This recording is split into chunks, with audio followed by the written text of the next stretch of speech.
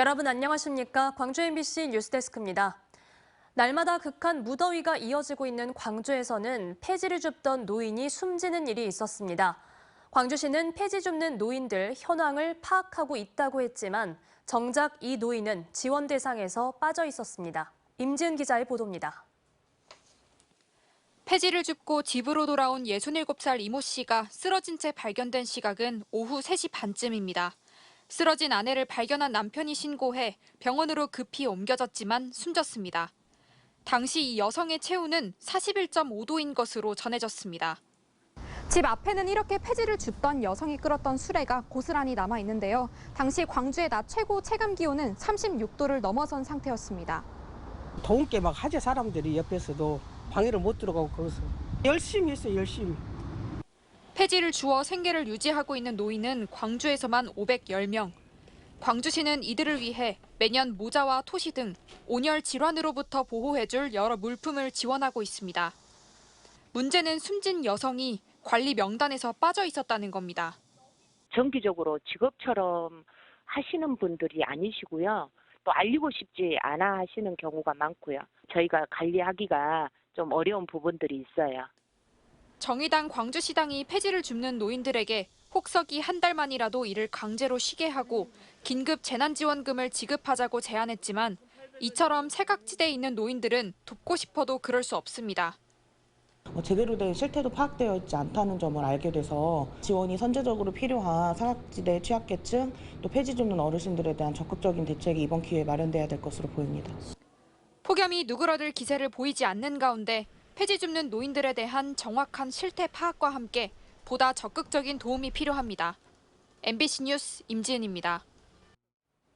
대통령 직속 국가물관리위원회가 문재인 정부 시절인 지난 2021년 내려진 금강 영산강 보해체 결정을 다시 뒤집어 취소했습니다.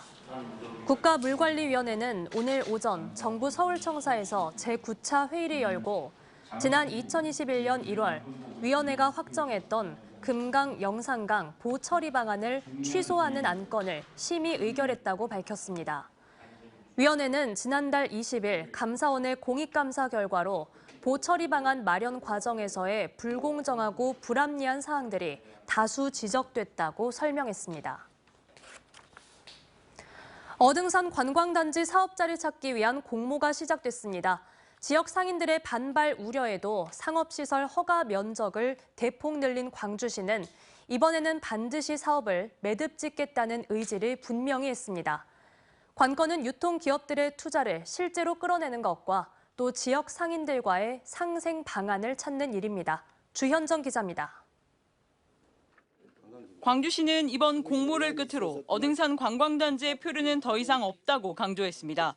이번이야말로 장기간 표류하고 있는 어등산 개발 사업을 반드시 매듭 짓겠다는 각오입니다. 지역사회 합의를 거쳐 결정됐던 상가시설지구 허가 면적을 대폭 늘린 것에 대한 후폭풍을 감수하더라도 반드시 삽을 뜨게 하겠다는 의지로 읽힙니다. 착공 시기도 2025년 말 이례적으로 못 박았습니다. 하지만 유통대기업들이 실제 공모에 응할지는 미지수입니다. 앞서 어등산에 투자 의사를 밝혔던 신세계 프로퍼티도 마찬가지입니다. 신세계는 자신들의 제안이 충족됐을 때 공모에 참여하겠다는 의지를 밝힌 상황.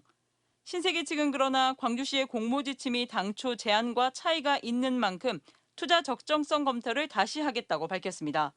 어등산에 관심이 있다고 알려진 롯데는 투자 의사를 공식화한 바 없어 입장을 내놓기 적절하지 않다면서도 내부 사업성 검토는 해보겠다고 말했습니다.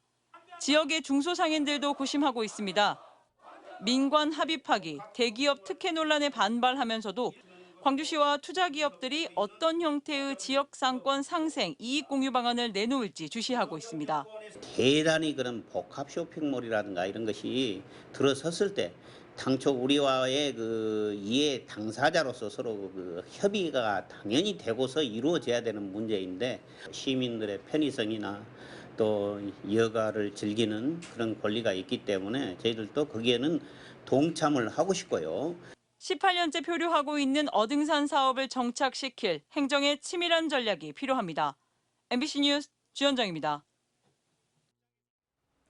지난 1월 쿠팡 물류센터에서 일하던 40대 남성이 동료 직원이 휘두른 흉기에 찔려 숨지는 일이 있었는데요. 휴게실에서 코를 곤다는 게 범행 동기로 알려진 사건입니다. 유족 측이 근로복지공단에 산업재해를 인정해달라고 요구했는데 근로복지공단이 업무 연관성이 있다며 산재를 승인했습니다. 천홍희 기자입니다. 지난 1월 새벽 광주시 광산구 쿠팡 물류센터에서 살인 사건이 일어났습니다. 45살 정모 씨가 동료 직원인 20대 남성 윤모 씨가 휘두른 흉기에 찔려 숨진 겁니다.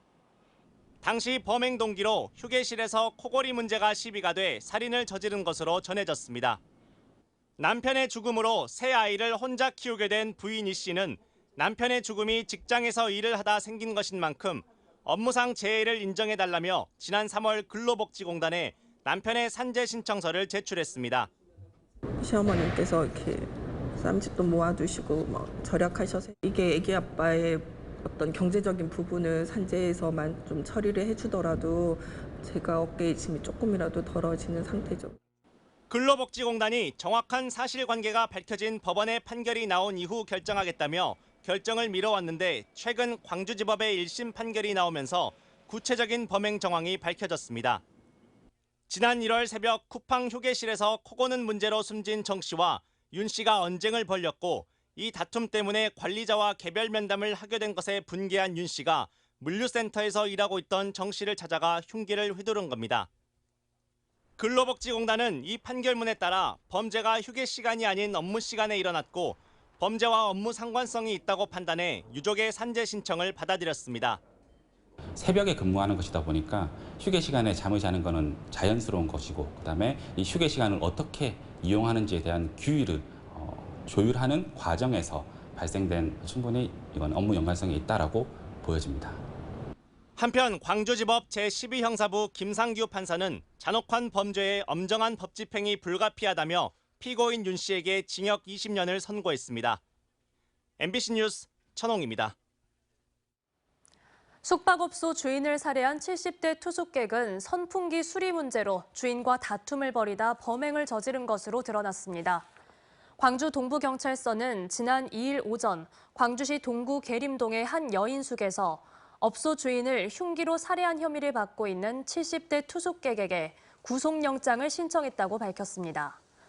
경찰 조사 결과 평소 자신보다 나이가 적은 업소 주인이 자신을 무시하는 태도에 불만을 품고 있던 70대 투숙객은 범행 당일 선풍기 수리 문제로 다툼을 벌이다 범행을 저지른 것으로 조사됐습니다.